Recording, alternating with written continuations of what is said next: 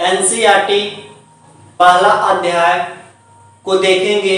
आधुनिक काल, जो मोस्ट इम्पोर्टेंट सारे प्रतियोगिता एग्जाम के लिए इम्पोर्टेंट माना जाता है। और ये एनसीईआरटी कड़ी जो नोट्स के साथ साथ आपको समरी के साथ साथ हम आपको इसमें पूरी कॉन्सेप्ट के साथ हम आपको इस लेक्चर में हम पूरी कॉन्सेप्ट माध्यम और पीवाईक्यू किस प्रकार के बीपीएससी में या यूपीएससी के लिए या वनडे एग्जाम के लिए ये बुक बहुत इंपॉर्टेंट है। जब तक आप चीजों को समझेंगे नहीं, जब तक इसको एडवांस बुक आपको समझ में नहीं आता, इसीलिए आपको छोटे छोटे पहले बुक्स को बारे में आपको अध्ययन करना चाहिए ताकि आपको लेवल अच्छा हो सके। तो देखिए हमारे पास में अध्याय 8 पहला चैप्टर आधुनिक काल, कैसे, कब और कहां, यानी आपका यहीं से प्रश्न है आधुनिक काल में कैसे हुआ और कब हुआ और कहां पर में कोई चीज हुआ, उसके बारे में हमें आज जानकारी लेना है। तो जैसा कि आप जानते हैं कि हमारे पास में इसमें 3 तरीके से है।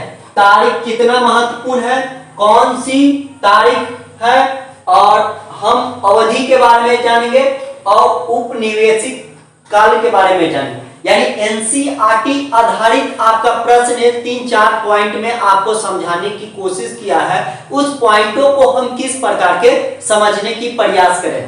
देखिए तारीख कितना महत्वपूर्ण है, तो हम लोग देखते हैं कि तारीख क्यों महत्वपूर्ण है, यानी डेट क्यों महत्वपूर्ण है। हम लोग देखते हैं कि इतिहास केवल रटने का विषय है। हम लोग बड़े लोगों के सुनते हैं, चाहे जितना भी लोगों के मानना होता है कि इतिहास केवल डेट ऑफ बर्थ को याद रखिए, बाकी आपको इतिहास समझ में आता है। लेकिन ये लॉजिकल क्या गलत है, क्या सही है, इसके बारे में भी हम देखेंगे कि क्या इसके पीछे भूमिका था और इसके पीछे क्या चीज लॉजिकल था। तो इतिहास केवल रटने के विषय नहीं है। तो यह क्या है, तारीख महत्वपूर्ण है। राष्ट्रीय आंदोलन किस दिन प्रारंभिक हुआ था, या अर्थव्यवस्था या समाज में किस प्रकार के बदलाव हुआ था, ये हमें असंभव है और इसकी घटना को अवधि कहते हैं।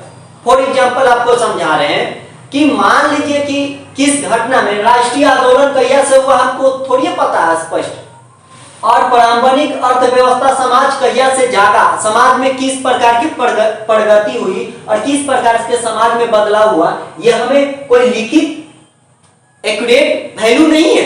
इसके आधार पर इसको अवधि से रूप में जानते हैं, यानी लगभग में इसको माना जाता है। आखिर इतिहास को अवधि में ही क्यों बांटा गया, और ये यूपीएससी में पहला का ही है कि चाय पीने की शुरू आज से तो नहीं हुई है। जैसे सड़क के पीछे हम सड़क के दौड़ने की आज से तो हम नहीं दौड़ रहे। जैसे आप एग्जांपल में रेलगाड़ी में से झांकने की प्रक्रिया आज से तो स्टार्ट नहीं, कई इसका हम एक्यूरेट वैल्यू नहीं निकाल सकते। लेकिन आखिर इतिहास में पढ़ा कौन जाएगा, तो इतिहास में क्या पढ़ा जाएगा, यानी हमारे पास में कि किस तरह से राजा और रानी किस तरह से विवाह करते थे, यानी राजा, यानी इतिहास हमारे पास में सामाजिक आर्थिक राजनीति के बारे में पढ़ना पड़ेगा कि भारत में राजा किस प्रकार के काम किया था, कौन सी राजा कौन सा युद्ध लड़ा था और कौन से किसको युद्ध में हराया था, उसके बारे में इतिहास को हम जानते हैं। और इसी को हम लोग कोची करते हैं, प्रशासन के रूप में जाना जाता है। तो आई होप आपको समझ में आ चुका होगा कि इतिहास केवल युद्ध के बारे में जानकारी देता है और कौन सी राजा विवाह के, जैसे अकबर ने क्या नीति था, फिर जहांगीर के क्या नीति था, औरंगजेब के क्या नीति था, तो इसके बारे में इतिहास को जानते हैं। अकबर का बेटा कौन महान था, अकबर का बेटा कौन नहीं महान, तो इतिहास में इसी अध्याय को हम ढूंढने की प्रयास करते हैं। लेकिन सारे चीज को नहीं हम बोल सकते कि इतिहास केवल रटने के में, यानी तारीख महत्वपूर्ण कौन कौन सी हो सकता है, तो आपको समझ में आ चुका होगा कि इंपॉर्टेंट टॉपिक क्या होती है। नेक्स्ट पॉइंट कि कौन सी तारीख होती है, यानी कौन सी तारीख महत्वपूर्ण होगी, तो अवधि। अवधि का मतलब क्या होगा कि इतिहास का महत्व में तिथि के राजा और रानी ने किस प्रकार के युद्ध लड़ा। जैसे बक्सर के बारे में युद्ध लड़ा, तो बक्सर के बारे में इंपॉर्टेंट होगा, ये इतिहास में प्लासिका। जैसे एक क्वेश्चन पूछा गया है कि भारत का पहला गवर्नर जनरल कौन था, तो वॉरेन हेस्टिंग था। वॉरेन हेस्टिंग भारत का प्रथम गवर्नर, ये बीपीएससी में पूछ चुका है कि भारत का प्रथम गवर्नर कौन था? वॉरेन हेस्टिंग था। तो इस तरह से कि इतिहास में प्राचीन काल में किस प्रकार के संशोधन हुआ और किस प्रकार के मध्यकाल में हुआ और फिर आधुनिक काल में, इतिहास इसी चीज को जानने की प्रयास करता है कि सामाजिक स्थिति, राजनीति के बारे में चीजों को जानकारी होता है। तो आई होप आपको समझ में आ चुका होगा कि कौन सी तारीख महत्वपूर्ण है, यानी राजा की नीति, यानी राजा कौन कौन सी नीति अपनाएगा उसी के बारे में हमें अध्ययन करना पड़ेगा और तब समझेंगे कि आखिर इसके पीछे लॉजिकल क्या था, इतिहास के पीछे इसके पीछे कौन कौन सी भूमिका था। नेक्स्ट पॉइंट हमारे पास में होता है भाई कि क्या हमें अवधि कैसे तय करेंगे, यानी अवधि कि किस काल में क्या हो गया था, जैसे किस काल में क्या, जैसे प्राचीन काल, मध्यकाल और आधुनिक काल। इसको पढ़ने के लिए हमारे पास में क्या था, तो B10 हम पर कोई चीज था, B10 के हम लोग जो लिखा हुआ उसको हम पढ़ते हैं। तो भाई हमारे पास में पॉइंट क्या होती है कि एक अर्थशास्त्री था, ये अर्थशास्त्री ने अवधि के रूप में जेम्स मिल ने 3 हिस्ट्री को बांटा, यानी 3 जेम्स ने कितना 3 गो में बांटा, कौन कौन? प्राचीन काल, मध्यकाल और आधुनिक काल में किसने बांटा था? जेम्स मिल ने 3 खंड में इंडिया के बारे में बांटा। ये क्या बताएगा उसके बारे में थोड़ा सा जानकारी ले लेते हैं। यानी ये B10 का लेखक था, यानी लिखा था कि इतिहास को पढ़ने के लिए 3 चीज की आवश्यकता होता है, प्राचीन काल, मध्यकाल और आधुनिक काल। जेम्स ने और क्या बताया था कि प्राचीन काल हिंदू से संबंधित है, मध्यकाल मुसलमान से और आधुनिक काल ब्रिटिश से। अब ये जेम्स का विचार क्या था कि इसने क्या बताया था कि सारे एशिया के समाज सभ्यता के मामले में पीछे है, यानी यूरोप आगे है और भारत की सभ्यता की निंदा की। क्या कहा उसके बारे में देखिए, और फिर भारत की लॉजिकल क्या वह गलत था कि सही था, इसके भी बारे में जानना। केवल किताब को रटने से नहीं हो, किताब को समझा जा सकता है। तो यूरोप ने ये क्या बोला जेम्स ने कि आपकी सभ्यता जो है ना पीछे है, इसीलिए आप चाहिए, आपके पास में ये चारों ओर धार्मिक जाति का बंधन अंधविश्वास है। इसलिए जेम्स ने क्या बताया कि तुम्हारे पर में क्या था, तुम्हारे पर अंधविश्वास है। अंधविश्वास का मतलब तुम्हारे पर में कोई नहीं है, तुम्हारे पास में कोई कल्चर नहीं है, कोई नहीं, जातिवाद में बैठे। तो बताइए मध्यकाल हम आपको पढ़ाए थे ना, तो मध्यकाल में इतिहास क्या एक दूसरे के राजा का महत्व में नहीं देते थे।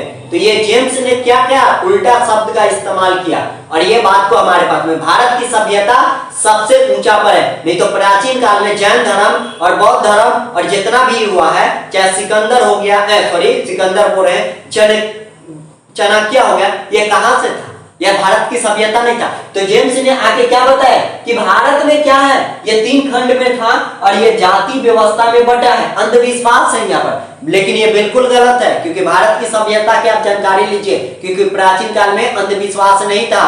आपके पास में यह चीज को देखा, यानी हड़प्पा सभ्यता हमारे पास में गलत था, उसमें जाति बटा हुआ था। ये नहीं जेम्स ने जानबूझ के लिखा, क्योंकि आप भी बताइए ना, जहां का आप लेखक हो, ये लॉजिकल सोचिए कि जहां आप लेखक हो, ये अपने बारे में ज्यादा लिखता, माने हमको B10 के बारे में, B10 में हमको लेखक मुझे मिलेगा, तो हम अपने देश के बारे में ज्यादा लिखेंगे। तो वही ने जेम्स ने क्या बताया कि आपके में अंधविश्वास है, और उसने तर्क दिया, ये तर्क दिया आधुनिक काल पर कि आपका जो आधुनिक काल है ना, आधुनिक काल में जो उसमें ये तर्क दिया कि विज्ञान लोकतंत्र यानी प्राचीन काल में नहीं था। बताइए ये कितनी बड़ी शर्मनाक चीज है। जेम्स ने बताया कि आपके पास में लोक नहीं तंत्र था, नहीं कैसे था? वज्जी हमारे पास में लोकतंत्र प्राचीन काल में नहीं देखा गया। जो मेरे पीछे वाला क्लास जो किए होंगे उनको पता होगा।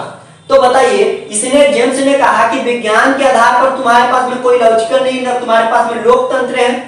और इसने क्या बता दिया कि लोकतंत्र में धार्मिक के कट्टरपंथी का मतलब अंधविश्वास, और वास्तविक में कैसा था यह बताया कौन? जेम्स ने बताया कि तुम्हारे पर में कुछ था स्वतंत्र नहीं है, यानी यहाँ पर में कोई स्वतंत्र नहीं था, समता नहीं था और न्याय नहीं था, आर्थिक प्रगति नहीं था। ये कौन बताया? जेम्स ने बताया कि तुम्हारे पर में कोई प्राचीन काल में, मध्यकाल में और प्राचीन काल में तुम्हारे पास में न स्वतंत्रता था, न समता था, न न्याय था, न आर्थिक प्रगति। बिल्कुल गलत है, क्योंकि मध्यकाल जो पढ़ने है वह समाज के बारे में देखेगा कि अकबर की नीति क्या था, जहांगीर की नीति क्या था, औरंगजेब की नीति क्या था, और ये बात को बताता कि प्राचीन काल में सभ्यता किस प्रकार के था। तो ये जेम्स ने कुछ ही बताया, ये बेहुदा जिसको बोल सकते हैं ये चीजों को बताया, क्योंकि हमारे भारत की सभ्यता को जानबूझ को नष्ट करने की कोशिश की गई, यानी डेराना किसी भी देश को कर। अब देखिए एक उपनिवेशवाद क्या हो गया, एक उपनिवेशवाद। उपनिवेशवाद का मतलब क्या होता है कि एक देश दूसरे देश पर सामाजिक, आर्थिक, राजनीति के रूप में उसका प्रभाव करता है, उसे कौन कहते हैं, उपनिवेशवाद कहते हैं। जैसे फॉर एग्जाम्पल एक देश को बी देश, तो एक देश के पास में पैसा नहीं तो दूसरा देश को ही लेगा, तो इसको सामाजिक आर्थिक रूप में दबाव बनाएगा कि नहीं बनाएगा, उसे उपनिवेशवाद कहते हैं। क्या कहते हैं, उपनिवेशवाद। यानी आपके पास में इस चीज को जानकारी होगा। अब नेक्स्ट एक पॉइंट है कि सर्वेक्षण का महत्वपूर्ण, यानी अब जो इंग्लैंड जो आएगा यानी ब्रिटेन जो आएगा वो सर्वेक्षण करवाएगा। सर्वेक्षण आपको पास में इंपॉर्टेंट टॉपिक होगा।